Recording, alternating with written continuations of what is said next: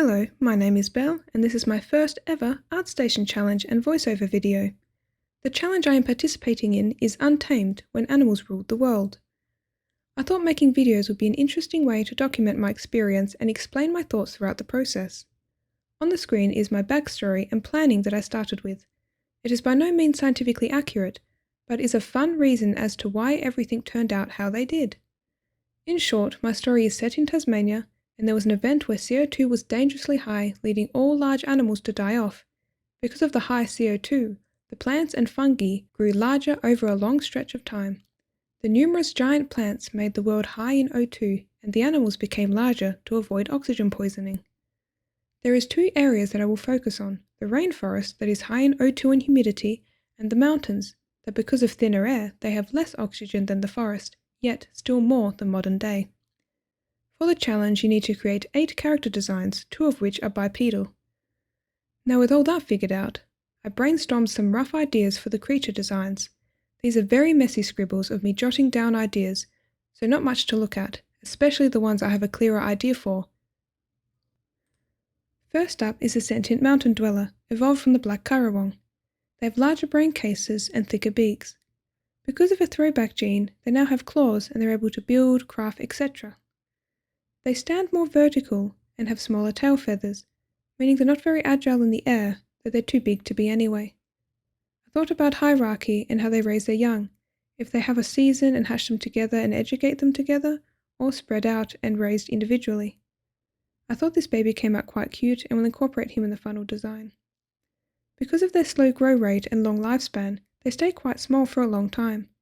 These juveniles venture into the depths of the forest to gather resources, as the mountains are drying up, but are unable to do this without some kind of breathing device, as they will easily die from poisoning. And what better thing to use than a plague mask? I was debating whether or not to make them full body suits where they have to be plucked and look rather silly, or just a mask and backpack. And that was it for the start of the Karawongs. Next up is the Karawong's domesticated food source, based loosely on a wombat. I wanted them to look as silly as possible, thinking about how humans have bred designer dogs and giant rabbits. These wombats would not be able to survive on their own, and they're so round that their bellies rub across the ground as they walk along and have bulging eyes. The birds do not often consume the adults, but the young, which is a throwback to modern Karawongs and their diets. They eat thick grass, roots, and little bugs if they can catch them, which is in a later design. Now for a change of scenery, from the mountains to the rainforest. This is a design of a very big echidna that evolved alongside the insects, leading them to grow larger. They now have the ability to use their entire beak and, thanks to a friend's amazing suggestion, have scissor-like teeth to help pry open the insect's armor. They also have sharper claws to aid in tearing. They can no longer turn into a spiny ball like their ancestors did as a defense. They rely on their acute hearing and sense of smell to find their prey, as they have very poor eyesight. This is an unlucky longicorn, which is a future design being pinned down and torn open by the echidna's sharp claws. They also have a strong defense, which is a solid tail of spines that they swing down at a predator. I thought about a triceratops swivel joint they have in their necks, and decided to add something similar to the tail.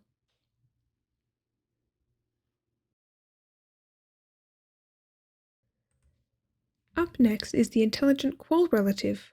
I already know what I want them to look like, so I didn't put much here. They have domesticated animals, which will be the next species, and they use said animal pelts with embroidered shedded echidna spines as a defensive cloak, which looks very fun, protection on their mounts when they leave the safety of their homes, and they also put them around as fencing around their territories to fend off the apex predator that lurks around the forest. They are quite a peaceful people, as there is a lot of resources to go around, and the livestock also grows at quite a fast rate.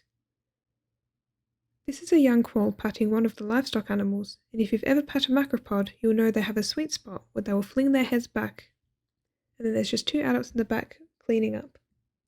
Now for the qual's domesticated species, based off a long-nosed potteroo. They become very droopy with floppy ears and face. The males, lower in sizes, have grown out similarly to tusks to help tear mushrooms off of tree trunks. Their front limbs have also grown out, and because of their longer, sharper claws, have to walk on their knuckles. Their bulkiness has made it hard for them to jump, but they can still zoom away into their shelter when needed. They are very social animals and like to be housed in groups. They have a variety of coat patterns and also make great family companions in the home. They also raise their babies in pouches, but it does not take long for them to grow out of it and for a new baby to have taken his place. Next up is the longer corn, and as seen before, they do make a delicious snack. They are bred and used by the quolls. They use them to travel up trees, long distances, carry supplies, and use their jaws for cutting. They're not the brightest of beetles, and they love blue and purple Mycena mushrooms, and it's hard to get them to stay on track when they spot the tasty morsel. You can see this beetle with his spiny armour and very disapproving rider. They are bred by the quolls, and the next sketch will depict a little grub being shown to his mother. Because the longicorn are so large and has lots of obstacles in the forest, their wings have shrunk down and become useless, and when they are full grown, the quolls will remove them and use them for crafting and medicinal purposes. This procedure does not harm them in any way. I forgot to press record while putting this one together, but there needed to be another light source other than ghost fungi, which is at the end of the video. So I thought about a little beetle evolving similarly to fireflies, but they get their glow from consuming the ghost fungi, which is then seen through the patterns on their thorax, tips of antenna, and the abdomen. They are often seen fluttering around, and when they are airborne, they shine as bright as a lamp, and they can stay airborne for pretty much as long as they like due to the high oxygen. They do have a mountain variant, which is more like a cricket, and they do not glow and they consume grasses, roots, and berries. I wanted to create my final creature design to be a scary apex animal, and decided to go with the sweet little white skink turned into a giant dinosaur. They hunt by sight and grow to large sizes.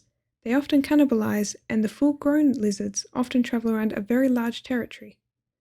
This is the creature the Echidna evolved their defense for, and if one has made the bad decision to mess with the spiny tail, they have a healthy fear of the spines and generally will stay clear if spotted. They are too large and heavy to climb and stay solely on the forest floor. And one of their favourite snacks is the poor longicorn, who was in the wrong place at the wrong time.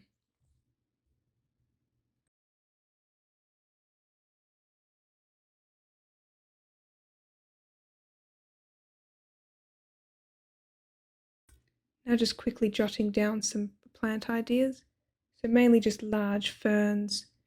There's the Eucalyptus globulus, which is an endemic Tasmanian eucalypt tree, which would still be around and very large. Big man ferns, more ferns. The moss and their seed pod, which is a good food source, some liverworts, and of course a variety of mushrooms, including the ghost fungi. And then on the mountains, they have less variety, mainly grassland with some shrubbery, and they have one species of tree where they have one root system for multiple trees, and they are the same plant. And they also have man ferns, but they grow much thinner, and the wind causes them to grow in very fun shapes. Thank you so much if you managed to get this far in the video. These are just a few snippets of them that I posted on ArtStation, as well as this video. And hopefully I can complete this challenge and have more videos of me creating the final designs. And thank you for watching.